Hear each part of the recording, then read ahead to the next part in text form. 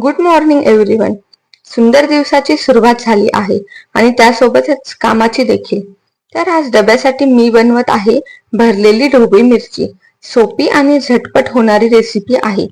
भाजलेल्या शेंगदाण्यांचा कूट घेऊन त्यामध्ये लाल तिखट, हळद आणि चवीनुसार मीठ टाकून ते मिश्रण एकजीव करून घेतले आणि ते मिश्रण सर्व ढोबळी मिरची मध्ये भरून घेतले.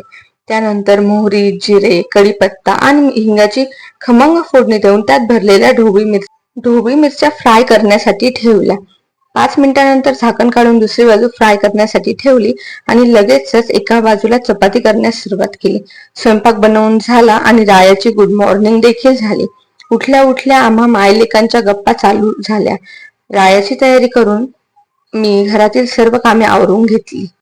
दुपारी राया खेळत असताना त्याने श्रीकृष्णाचा मुकुट डोक्याला बांधला आणि त्याचा डान्स बरोबरच नटखट कृष्णलीला चांगल्याच रंगल्या. संध्याकाळी आम्ही गेलो काळकाई देवीच्या दर्शनाला.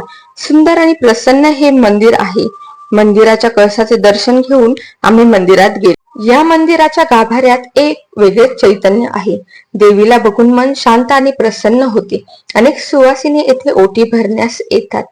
मी देखील माझ्या या नवीन वाटचालीसाठी देवीचा आशीर्वाद घेतला. सरांनी आणि रायाने देखील काळकाई देवीचे दर्शन घेतले. रोजच्याच सवयीप्रमाणे रायाने आईला साष्टांग दंडवत केले आणि आपल्याला माहीतच आहे लहान मुलांना देवा इतकाच देवाचा प्रसाद सुद्धा आवडतो. मग काय, रायाने शेवटी स्वतः प्रसाद शोधला आणि पुजारी काकांना स्मित हास्य करून प्रसादाचा आनंद घेतला. अशा प्रकारे आजचा दिवस आनंदात गेला.